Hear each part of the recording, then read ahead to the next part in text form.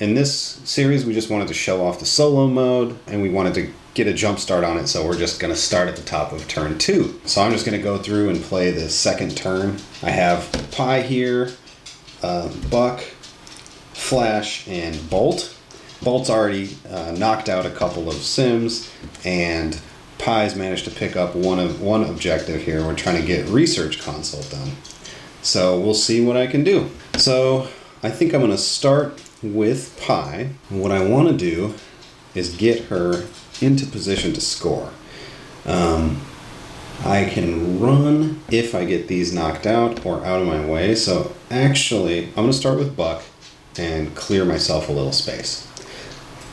So Buck is going to activate his ability Shotgun, which is 2 AP, 2 of my precious AP.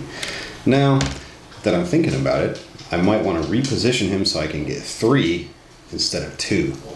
So I'm going to move him 1, 2, 3 into that space, spend 2 AP, and I'm going to roll his Shotgun. Shotgun's an AoE template, so it's based on the picture of the template there. The way AoEs work is you just roll 1 die for each model that could be hit. So in this case, that's 3 Sims. And I need to beat the dex of each one. I have failed to do that, but I do have 1 luck token. I'm going to spend that to at least knock out 2 instead of 3. So I'm going to clear these 2 out of my way. Now, since this is solo mode, this allows me to remove 2 laptop solo cards from the active solo card tableau here. And since there's only 2, that means I get to completely eliminate all the special abilities for that Sims into the discard pile. Cool. Now that did generate 4 EM noise. So now I have to think pretty hard about what I want to do.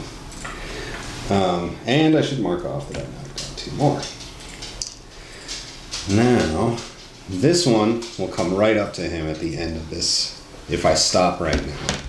And what I really want is for Pie to be able to scoot through there and score. So what I'm going to have to do is take care of this one so that I don't get any attacks of opportunity. So I'm going to have him just make a regular ranged attack. In this case, I don't mind if I don't knock it out. I can just hopefully stun it. His attack's 5. Peacemakers get a +1 on range, so I'm going to roll 6 dice.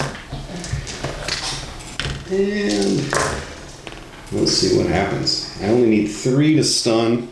To knock it out, I would need 5, so that's obviously not going to happen. So I'm just going to go ahead and stun that Sims right there. That means that it won't activate, it won't get any attacks of opportunity, and it just won't do anything until next round. It's also easier to hit. His dex is now 2. That does bring me up to, let's see here, 7 EM noise. So, throw that there, and that there. And now he's done activating. So, he's generated 7 EM noise for this round. He's done activating, which means I have to activate everyone on the board. So, I'm going to start by since they can't get anywhere and attack over here, I kind of get to position them in a way that benefits my scoring opportunity. So I'm going to go ahead and kind of get this one. He just has to end closer, and this spot's closer. So I like that. He's out of the way. This one doesn't move because she's stunned. This one just has to end closer, and I'm going to go ahead and move her around that way. This is the one that's going to be bad. In the solo mode, if they can attack, if they can hit a character, then they have to move in such a way that they do. So that means I basically have to not only get closer, but attack someone if I can. So I'm going to go ahead and move that one here, and then it's closer to him, and it will get an attack on Flash, unfortunately. So 2 dice. That his dex is 3, so that's going to be 2 damage on Flash. And oh shoot, 1 more attack then. Plus 1 attack damage also. Ow! So that's actually going to turn into 4 damage. As you can see. So that is almost half of his hit points gone with 1 attack. this guy's gotta go. Priority 1, baseball cap guy. Alright, well, now that I've had my memory refreshed on how dangerous this mode can be, I think I should probably just score with Pi and then see if I can manipulate some Sims away from dangerous areas so that Bolt can clean a couple up. So I'll start by activating Pi with a run. 1, 2, 3, 4, 5, 6. Unfortunately, she already has one, so she can't pick that one up, but that's okay. She already has one, so now she gets to score. I'll spend an AP to make that happen. So I'm going to score myself 1 scenario objective. I'm 1 Sims away from 2 points right now, which is pretty cool. That does cause interacting with this computer, obviously, causes a little bit of EM noise. So that's an automatic 2 just to start the round. Now, what I really should do is I'll try to eliminate one of these baseball cap guys, especially if it could reach and attack her. Right now she's at 2 EM noise, which means she would only get attacked by 1. But if I manage to cause a little more noise, I can attract this one away from Flash, and that sets up a nice little kill zone for Bolt. Ideally, I could get Firewall up, but I have 3 action points, and Firewall costs 2, which means for sure I'm only going to get 1 shot with Bolt. What I could do is leave 1 out there, or I could gamble and try to activate Firewall with an attack. That's a very high risk move. So I think I'll go for the guaranteed Firewall, which generates 2 more EM noise. But the benefit is that it will draw that one off of Flash, so he will more likely survive. So with that, Don't forget your free ability. oh yeah, and also free abilities over here. I'm going to activate Infiltrate, which is once per round I can basically mind control one of these Sims. So I'm going to make sure that even if my plan totally backfires, this one isn't going to be in range to come and mess me up. So I'm going to just pull him. He gets to activate twice, so I'm going to go 1, 2, that's 1, 3, 4. Just get him way out of the way. And that is 2 more EM noise. And with that, I'm going to call it the end of my activation. So once again, I'm activating all the Sims on the board. Starting with this one. Because I have Firewall, they can't actually get closer. Except she has the ability melee range 1, 2. Yeah, so she's going to suffer 1 attack, but won't be the end of the world. And then I'll activate this one, just end 1 closer. Again, stunned. So she's the only one I really have to worry about with her melee range of 1 to 2. Ow! Ow. Both hit, so 2 damage on Pi. And now I'm going to activate Bolt. It's my last action point.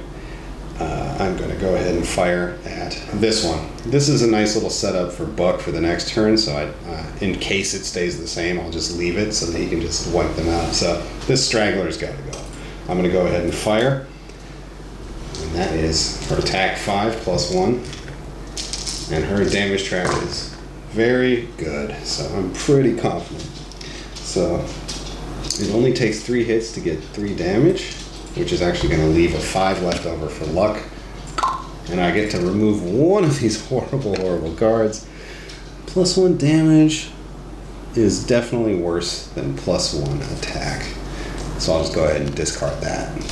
Now, one thing I forgot to do is to spawn Sims immediately after activating each of these characters. So, starting with Buck, we'll add Kickbox Lady. It's going to go right there, and it's going to attack him. And Plus 1 movement towards any characters base to base with any other Sims. he's going to take a damage. Then, let's see here. Then it was Pi. It's going to come from here. Laptop. Uh-oh. Noise generator. Plus 2 EM noise to all adjacent characters. Oh, this actually got changed to within 2 houses. Oh my, okay. So she's gonna get an extra couple noise. Okay. So then we're going to raise her noise to 8 for that. And then Bolt, who just activated, so we don't have to decide yet. She is going to stay. Let's see her actually. +1 movement from there. She's in danger of getting hit, so I'm actually going to pull her back before the spawning. Okay, this one is actually identical to the other. We had these updated recently. So another cap guy. Okay. With lightning hands. Make 2 attacks of opportunity instead of 1. Okay. Now, unfortunately, I do have to move this one so that it gets closer to her, and if it can attack someone, it will. Which means, unfortunately, Flash is going to take +1 attack dice. brunt of this with 3 attack dice. Oh. 2 more damage. Ow. Poor Flash. He hasn't even done anything yet.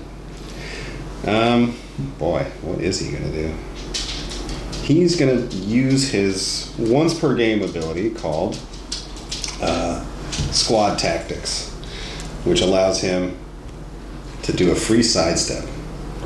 Oh, so he's going to go here, and then he's just going to, so I'm going to go 1, 2, just to there to pick that up. And then I'm going to stop, and he will get a spawn from this space, but he should survive 1 more attack. Alright, it's everybody hustle. All adjacent sims to this type gets +1 dex. Yeah. So she's going to have to attack if she can, so she'll spawn here and go there, but I get to choose if I want to hit him or hit Buck. So obviously I'll choose Buck. He's got body armor and a lot more HP right now. So 1 damage to Buck. So, that did cause 1 noise for picking that up. So now we're going to spawn based on noise. This is the end of the round. Alright, so the round is over and it's time to start spawning sims. We start with the loudest model, which is Pi. Each die will spawn a sim, so we're going to draw 2 cards for Pi. This is Camp Guy. First character that this Sims targets is the permanent target of all Sims of this type. Ooh. This one does have a new name now, I can't remember it. Alright, so this one has to spawn at Pi. I'm going to move it sort of out of the way because these guys are getting super dangerous. Now all the baseball cap guys are going to target her. Mm-hmm. And they are very dangerous, so I think with 2 or 3 hits they could probably murder her. So that'll be that. 1 more for Pi. 1 more for Pi. It's a laptop guy. Mm-hmm. Reverberate. EM noise is not removed at the end of the round for characters within 2 hexes of it. Oh my goodness. So I have to spawn against Pi. It can't attack anyone, which means I can technically just spawn it to there, and I do get to remove her noise. If I moved it the full distance, then she'd be stuck with 8 noise until she could get rid of these guys. So I think I'll do that. Alright. Up next is Buck. He also has 2 noise dice. Another laptop. Noise generator. Yeah. +2 EM noise to all. It says adjacent, but this actually recently changed to characters within 2 hexes. So all laptop guys, when they activate, that happens. Now, that's bad news. But there's good news too, which is that I can't actually reach him with this spawn because all adjacent spots to him are taken because this is tall terrain. It can't be moved through or spawned onto. So that means I got to spawn on one of these because it's next to that spawn point. So I can just kind of park him there. But then I do add 2 more EM noise. There's an elephant. What happened? All right, we're gonna. Yep. You're welcome. Thank you, William. Okay, and I don't get to remove that noise. Sad. And now we got to spawn for Bolt. Bolt, I believe is. Oh, we're spawning 2 for him. Oh, 2 for him. Yeah, lucky us. Purse. Hide in purse. Characters cannot interact with objectives that this model is adjacent to. Okay. Well, I'm going to go ahead and put her there. All right. She will not be adjacent to anyone for a while. Okay. No noise removed. No noise removed. Now, I think this pawn point 1, 2, 3, 4, 5. 1, 2, 3, 4, 5. Oh, interesting. So equidistant, so I can spawn here if I want. All right, we have another purse lady, but this actually is a good time to talk about how the different difficulty modes work. So right now 3 are out. There are 3 of each type. The 4th one's drawn. In the normal mode, we would just discard this until we draw a card that has a model. But in a more difficult one, you could keep drawing. So this purse lady would add to the 3 already there. So they each have 4 abilities, even though there are only 3 models on the table. We will play the simple normal mode right now, so we're just going to discard that. All right, try again. Try again. Her again. Wow. Punk. This one is quick healing. Needs 4 damage to knock out. Ouch. So I think I'm going to... It has to get closer to her or attack someone if it can. So I'm going to go ahead and just move it over to there. Okay. She'll be out of the way. Cool. Okay. And remove noise. And flash. 1 to go. It's going to be from the same spawn point. Hitbox lady. Shoes are made for walking. They get to move 3 hexes. All of them. So, okay. So she's going to go there, and 1, 2, 3. Even with 3, she can't actually end closer to him. So she's going to stay right where she is. And now all adjacent ones get +1 dex. Ow. And everyone, yeah. It's pretty bad. She could actually move 4 hexes because +1 movement towards any character who's in base contact with any Sims. Nasty. Since Flash is in base contact with a Sim, she could actually move 3 + 1. Wow. So 1, 2, 3, 4. That is So closer. it could get closer. Okay. Yep, but it can't reach him. But it got closer. There we go. So then the final round cleanup stun comes off of any stun, and then any character active abilities markers come off. So she's no longer protected from firewall. This is looking like a very dangerous turn 3 coming up. So that's a little taste of our solo mode. Characters, what happens when they get KO'd in this mode? Oh yeah, you lose 2 points. So right now I would say for my turn 3, my biggest objectives are to keep him alive because he's in super danger. So I might try to like move him off that way or something. I need to probably clear this. I mean, obviously only 8 action points. Yeah, so this is going to be a difficult turn. I want to spend 4 with Buck to, clear some of these guys and then clear that line. That's probably what I would start with. He can kind of make a bunch of noise and then hang around here and just tank some hits. Of course, the hard part, if he makes too much noise, then these guys are going to get an opportunity to move that way, and Pi might end up with some of that damage. So it's definitely a tough turn 3. I've got, here, I did get another Sims KO actually. So at the end of this turn 2, I'm at 2 points, and it takes 5 to win the scenario. So possible, but not probable. Thanks for watching.